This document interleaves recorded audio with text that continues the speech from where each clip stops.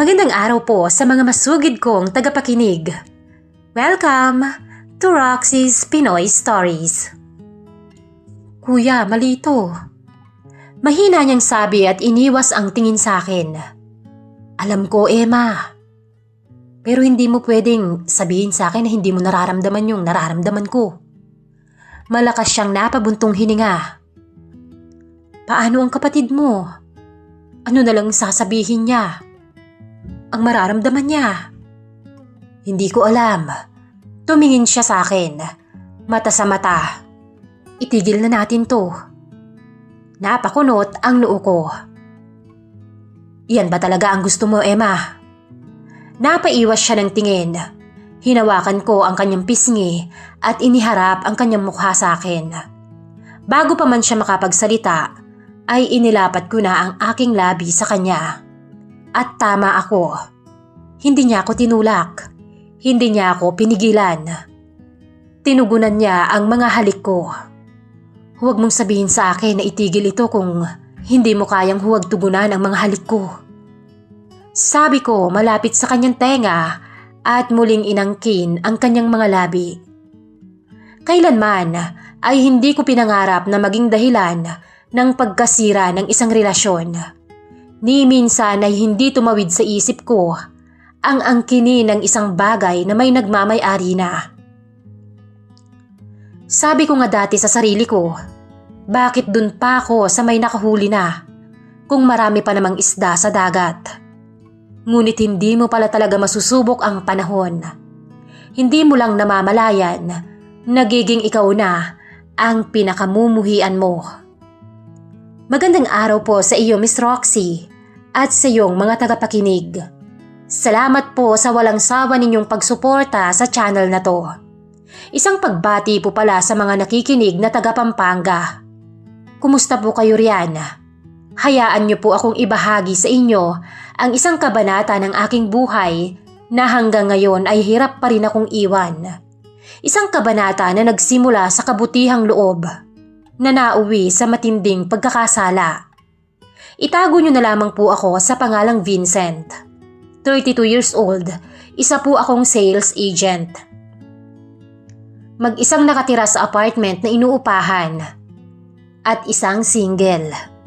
Maraming nagtatanong kung bakit hindi pa rin ako nag-aasawa o kahit nobya man lang. Sa totoo lang po ay hindi pa naman yun pumapasok sa isipan ko. Gusto ko munang mag-focus sa trabaho at makapag-ipon. Nauna na ngang magpakasal sa akin ang nakababata kong kapatid na si Vince. Isa siya sa pinakamahalaga sa akin, lalo na at dalawa lamang kaming magkapatid. Isa siyang seaman, abala sa biyahe at kahit malayo, sinusubukan niyang panatilihing maayos ang buhay nila ni Emma, nahipag ko. Isang gabi, nag-video call sa akin si Vince. Kuya Vincent, kamusta ka na? Bati niya nang may ngiti sa screen. Mabuti naman, ikaw. Kamusta ang trabaho dyan? Hindi ka naman ba nagpapalipas ng gutom dyan? Sagot ko na labis din ang ngiti. Sobrang okay ako rito, kuya. May pabor sana akong gustong hilingin sa'yo eh. Sabi niya at medyo nag-alinlangan pa. Alam mo naman na yung plano naming bumili ng bagong kotse ni Emma, di ba? Ilang buwan pa kasi bago ako makababa ulit. Pwede mo ba siyang turuan munang mag-drive? Matagal pa kasi kung ako ang hihintayin niyang makababa. At isa pa, kuya, expert ka naman sa pagdadrive. Tumango ako ng kaunti. Okay, wala namang masama dyan. Just helping my brother and my sister-in-law. Sabi ko sa isip ko. Sure, walang problema. Kailan niya ba balak magsimula? Tanong ko. Bukas na sana, kuya, kung okay sa'yo. Thank you talaga. Alam kong mapagkakatiwalaan kita. Sagot ni Vince na halatang labis na nagpapasalamat. Kinabukasan, dumating si Emma sa apartment ko para sa unang driving lesson. Simple lang siya, Miss Roxy. Nakasuot ng comfy na damit, buhok na nakatali. Walang labis na makeup, pero kahit ganun lang, Parang may aura siya na hindi ko maipaliwanag. Dati pa man ay ganun na talaga ang datingan niya. Hindi naman kami masyadong close. Dahil matapos ang kasal nila ni Vince ay bumukod na agad sila at medyo malayo ito sa apartment ko. Pero mula nang makilala ko siya, masasabi kong mabait siya at mabuting tao. Swerte nga ng kapatid ko at nakahanap siya ng babaeng tulad ni Emma. Hi Kuya Vincent! Salamat talaga sa tulong. Bati niya at ngumiti ng medyo nahihiya. No problem. Kaya natin to. Sagot ko ng natural. Pero ramdam ko ang kaba sa dibdib. Habang nagtuturo ako sa parking lot, napansin kong matagal niyang pinipikit ang mga mata sa bawat galaw niya sa manibela. Napapatingin siya sa akin kapag nagbibigay ako ng instruction. Medyo nahihiya pero may kakaibang sigla sa mga mata niya. Mas maayos kung dahan-dahan lang. Sabi ko malapit sa kanyang tenga habang inaayos ang posisyon niya sa upuan. Tumigil siya sandali. Napatingin sa akin. Hindi niya alam pero doon, sa simpleng titig na yon, ramdam ko na ang tensyon. Hindi ko alam kung bakit, Miss Roxy, pero bawat araw na kasama ko siya sa pagtuturo, halos araw-araw, unti-unti, nararamdaman kong may naiibang koneksyon na kami.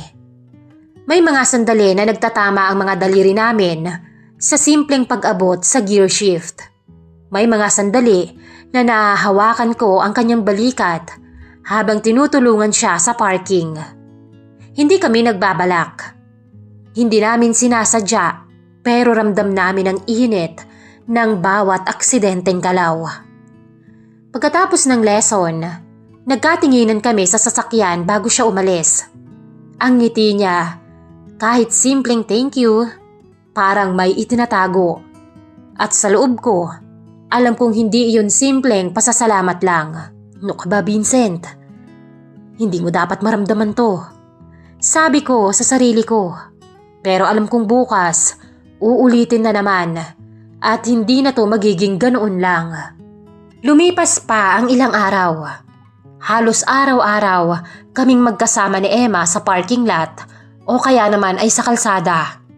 At unti-unti, naramdaman ko, Miss Roxy, hindi lang simpleng pagtuturo ang nangyayari. Isang hapon, habang nagtuturo sa roundabout, napansin kong medyo malayo ang tingin niya sa akin. Kuya Vincent, baka masyado na kitang naaabala. Sabi niya ng mahina at medyo nahihiya. Ha? Hindi naman. Sabi ko nga, kaya natin to. Sagot ko ng kalma pero may bahagyang ngiti. Tsaka, fast learner ka naman. Tingnan mo, ilang araw na lang at magiging expert ka na. Mahina siyang natawa sa sinabi ko. Hindi ko napigilan at napatitig ako sa kanya. No wonder, bakit hulog na hulog ang kapatid ko sa kanya. Mabait na si Emma. Ang ganda-ganda pa ng ngiti niya. Iyon bang ngiting nakakahawa, Miss Roxy? Kuya naman, baka matunaw ako niyan. Sabay tawa niya at pilit na nagpa-cute. Tila nahimasmasa naman ako at napaiwas ng tingin. Ngunit bahagyaring napatawa. Kasi may mas maganda pa pala kaysa sa kalsadang palagi kong tinitingnan.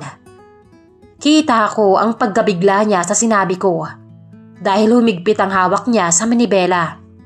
Ngayon, ramdam mo na rin ang nararamdaman ko kapag sa akin ka nakatitig imbis na sa manibela. Mas lalo siyang nagulat at mabilis na napatingin sa akin. Parang gusto niyang tumawa, pero may bahagyang pamumula sa pisngi. Ha? Hindi naman. Pilit niyang itinanggi ngunit ramdam ko ang init sa boses niya. Ngunit sa loob ko, alam kong pareho naming ramdam ang kakaibang tensyon sa pagitan namin. Alam naming pareho na kakaiba na ang daloy ng aming usapan. May halong thrill, may halong landian, at sa bawat titig, sa bawat sagot ng kaunting biro. Habang nagmamaniobra siya sa kalsada, napahawak ako sa braso niya sandali para itama ang pagposisyon niya. Ayan, ganyan lang. Ayos na yan, sabi ko at napansin kong tumingin siya sa akin. Matagal at medyo nakangiti. Hindi ko alam kung bakit, pero parang may init sa loob niya at sa loob ko rin, Miss Roxy. Pagkatapos ng lesson, habang naglalakad kami papalabas ng parking lot, "Kuya, salamat ulit. Baka sa susunod, mabilis na akong matuto," sabi niya. "Sigurado akong kaya mo. Pero baka mas matagal kang matuto kung palagi kang nakatingin sa akin." Biro ko, halos walang ingat, pero ramdam ko rin ang tensyon. Tumigil siya at napatingin sa akin. Tumawa ng mahina at may liwanag sa mga mata niya na nagsasabing, "Gantihan lang.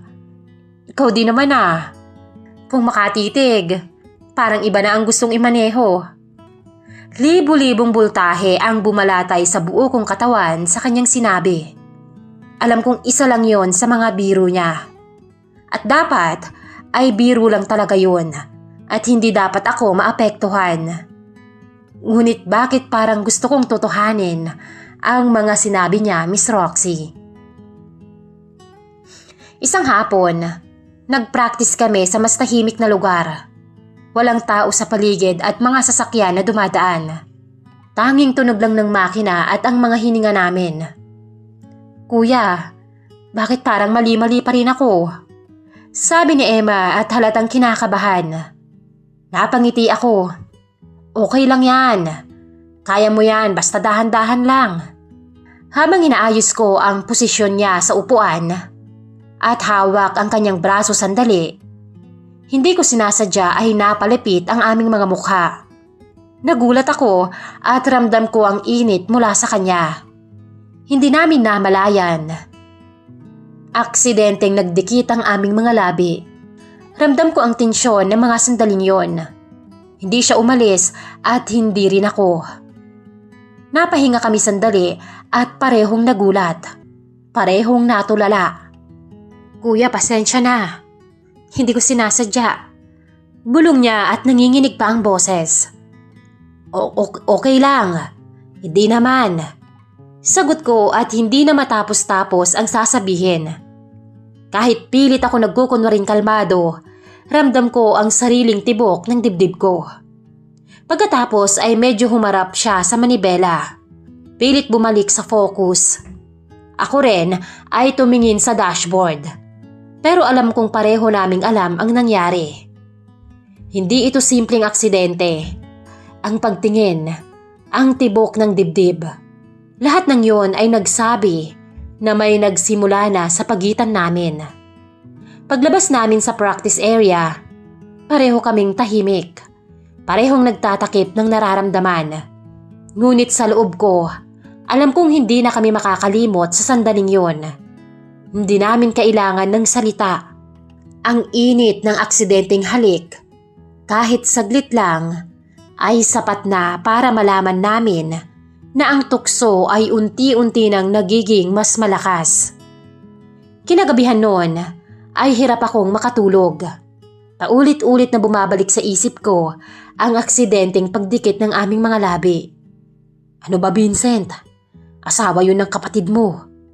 Asik ko sa sarili ko. Paulit-ulit kong isinisiksik sa aking utak na asawa yun ng aking kapatid. Hipag ko si Emma.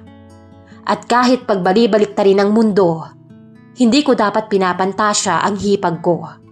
Kung tutuusin ay dapat parang kapatid na rin ang turing ko sa kanya.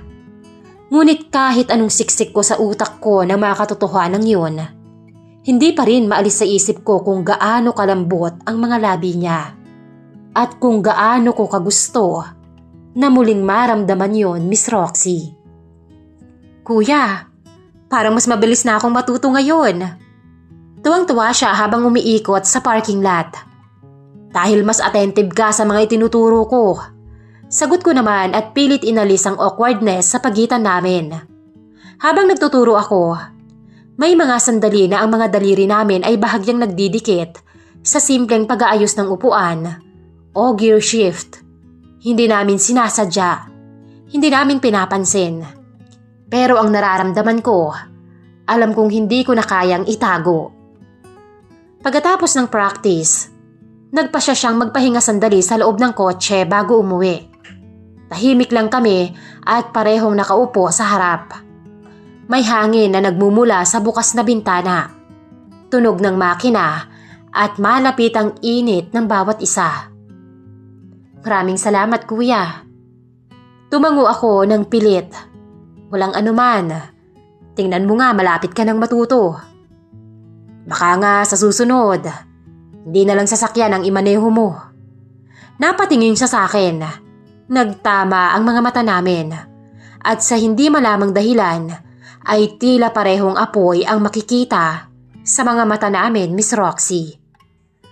Parang biglang huminto ang oras sa loob ng maliit na kotse. At kahit mahangin, ay ramdam namin ang sobrang init. Hindi siya umalis at ganun din ako. Parang may kusang puwersa ang tukso sa nangyayari. Hinila ko siya at inilapit ang labi ko sa kanya. Hindi niya ako itinulak ni pinigilan. At imbis na umayaw, tinugunan niya ang mga halik ko.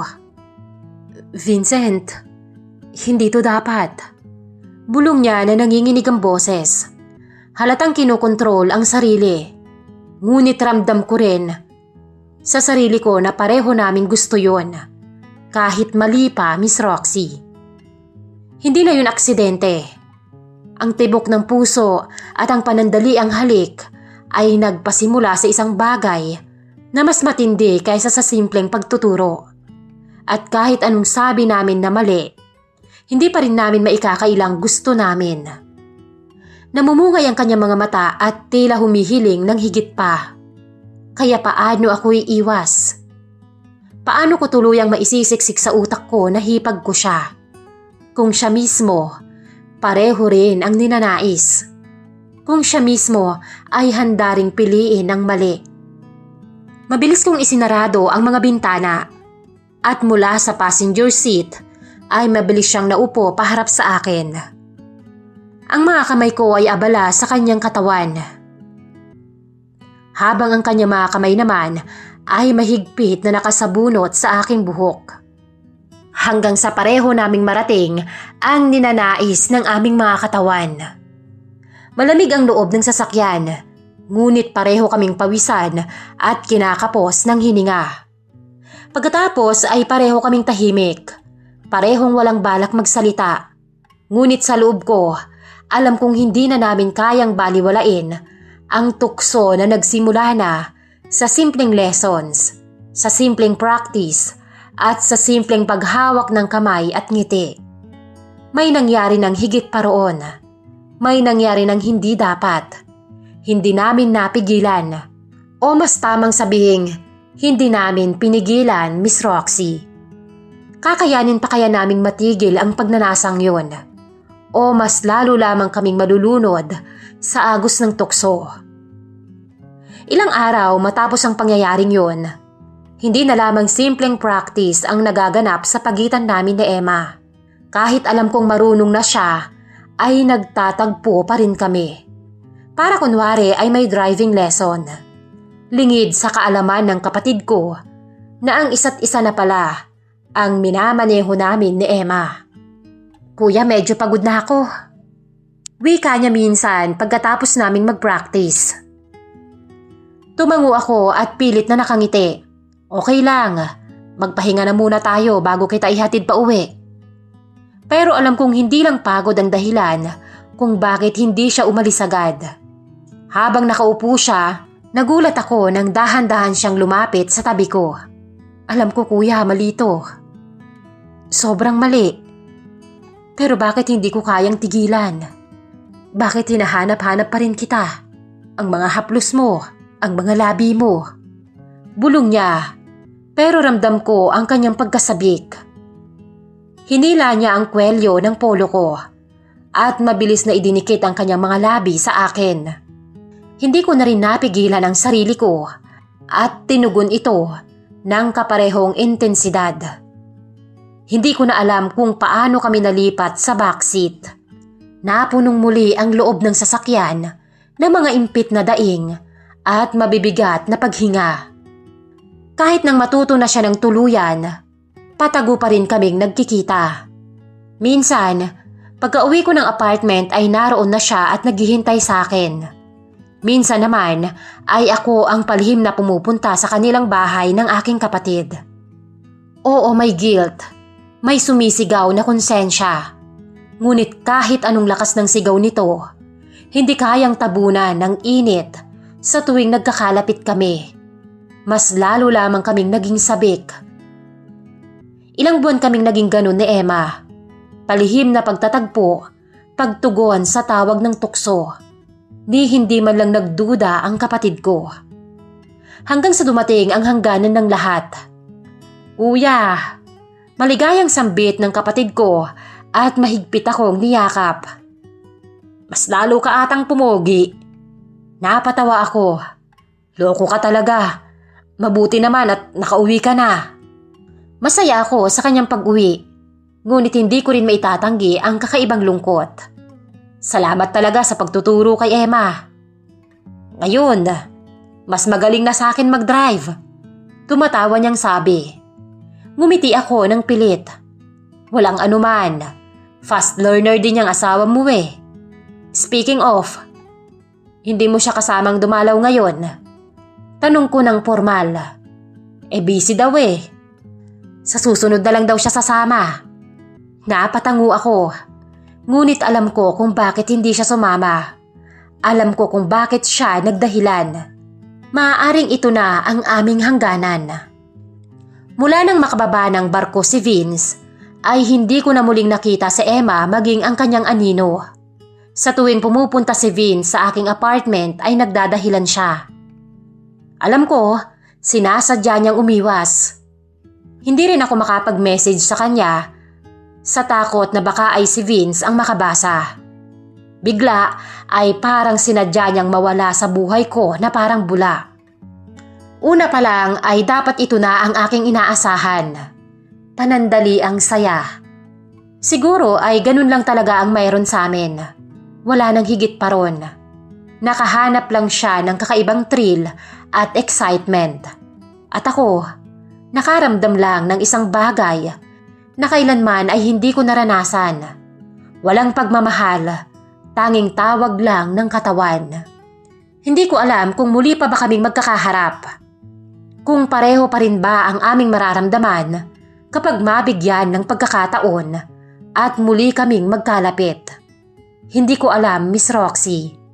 Magalit na kayo sa akin at lahat. Ngunit hindi ko maitatanggi na hanggang ngayon ay hinahanap-hanap ko pa rin ang init na hatid ng asawa ng aking kapatid.